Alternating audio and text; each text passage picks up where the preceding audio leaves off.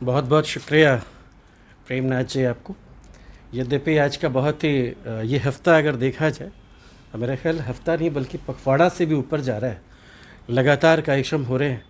कई बार ऐसा होता है कि यहाँ जाऊँ वहाँ जाऊँ कहाँ जाऊँ, और अब तो नीलामी भी होने लगी है। उद्घोषक होने के नाते कल मैंने एक सज्जन से कहा कि मैं नहीं आ पाऊँगा, और एक साथ दैनिक जागरण का, अमर उजाला का, हिंदुस्तान का डांडिया है। तो एक सज्जन कहते हैं वो कितना दे रहे हैं, मैं उससे दोगुना दूंगा। लेकिन प्रेमनाथ जी ने आज तो इतनी भरपाई कर दी है कि सब मेंटेन हो गया बिना लिए दिए। अभी कई बार ऑफिस से फ़ोन आ रहा था, मैं वहाँ पर कई कार्यक्रमों के अलावा आकाशवाणी में मैं पत्र मिला कार्यक्रम करता हूँ, जिसका मैं सवाल पढ़ता हूँ। श्रोताओं के जो चिट्ठियाँ होती हैं उनका जवाब हमारे डायरेक्टर साहब देते हैं। 3-4 बार उनके फ़ोन आए और हर बार मैं कह रहा हूँ कि मैं अभी 15 मिनट में आ रहा हूँ, लेकिन ये मेरा मोह यहाँ से ख़त्म ही नहीं हो रहा है। जब मैंने पहली बार इन्हें सुना और एक एक करके जितने लोग पढ़े जा रहे हैं, तो ऐसा लग रहा है ना कि ये महफ़िल यूँ ही चलती रहे, रात का भी भोजन का प्रबंध कर दीजिए। और घर बगल में, इसलिए बिस्तर की ज़रूरत नहीं है, मैं टहलते हुए चला जाऊँगा। खादी तो ऐसा लग रहा है जैसे मेरे नाम के साथ ही जुड़ गया है। वकार भाई साहब से मेरी मुलाकात वाहिद साहब से फेसबुक के माध्यम से है, और वो चर्चा कर भी रहे थे। लेकिन मैंने सोचा कि कोई मेरी थोड़ी सी अच्छी मार्केटिंग कर दे कि प्राइम मिनिस्टर और चीफ मिनिस्टर के साथ मैं बोलता हूँ। इन्होंने कर दिया। चलिए, आप लोग जान गए, मेरी थोड़ी औकात खादी से बड़ी हो गई। वरना लोग सोचते होंगे खादी पहनता है, खादी पहनाता है, वो 2-4 हज़ार से ज़्यादा मैं दे भी नहीं पाता हूँ। कई बार तो मुफ्त में भी रोटियाँ तोड़ने की व्यवस्था नहीं हो पाती वहाँ पे, चाय मिल जाए वही काफ़ी है। इन्होंने नाम इसलिए लिया,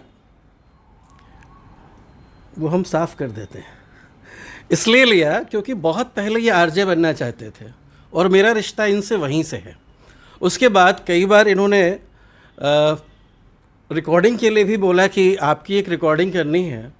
मैं हमेशा उसे प्रोत्साहित किया, और कई बार इन्होंने भेजा तो बिना देखे ही मैंने वो रेड वाला, लव वाला, कई लोग कहते हैं, कई लोग लाइक कहते हैं, उसको मैंने कर दिया। देखा नहीं, 2-4 दिन बाद देखा उसे।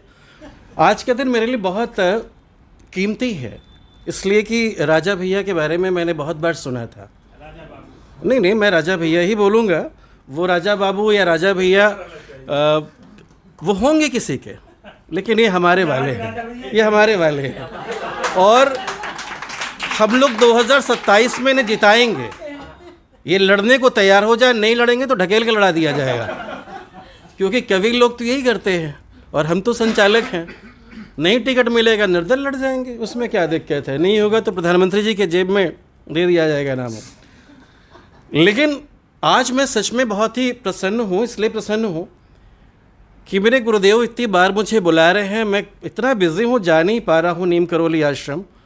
आज जैसे वहाँ बैठ रहा हूँ, मुझे आप लिख के उसमें देते हैं, प्रभु श्री राम का आशीर्वाद आपको प्राप्त हो। मैं बार बार उसको देख रहा हूँ, और बड़े अच्छे से उस पर पता नहीं वो कैसे वो लिखा हुआ है, श्री राम।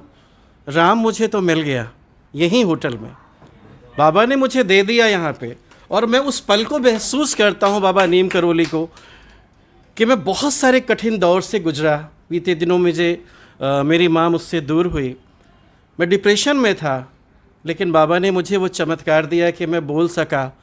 और एक बहुत बड़ा कार्यक्रम हुआ शमशान घाट पे, और वहाँ पे ही माँ ने मुझे बुलाया, और वहाँ पर चंदन दास जी और अनूप जलोटा साहब का कार्यक्रम था।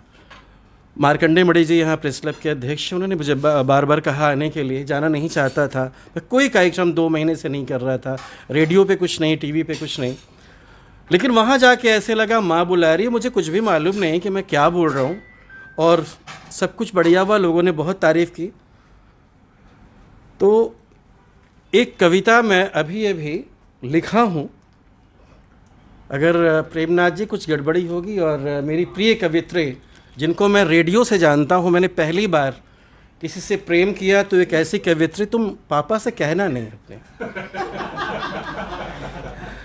सत्यम वदा शर्मा जी को जब मैंने पहली बार रेडियो पर बजाया देशहमार कार्यक्रम में, तो मैंने जुगानी भाई से जाकर बताया कि मैं उनको मिलना चाहता हूँ। फिर मुकेश जी ने कई बार बोला, और इत्तेफाक है कि उनसे मिलना खादी के ही मंच पर हुआ, इसलिए खादी हमेशा साथ है। तो अगर मैं गलत कहूँ तो प्लीज़ आप उसे माफ़ कीजिएगा। उम्मीदों की धूप में मेरा जीवन खिल जाता है।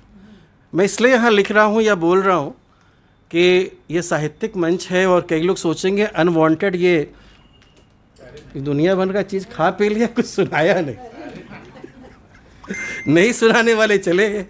एनीवे, उम्मीदों की धूप में मेरा जीवन खिल जाता है। उम्मीदों की धूप में मेरा जीवन खिल जाता है। उम्मीदों की राह में मेरा भविष्य बन जाता है। उम्मीदों की लौ से मेरा हृदय रोशन होता है। उम्मीदों की बात से मेरा आत्मविश्वास बढ़ता है। उम्मीदों की पतंगे मेरे सपने को उड़ाती है।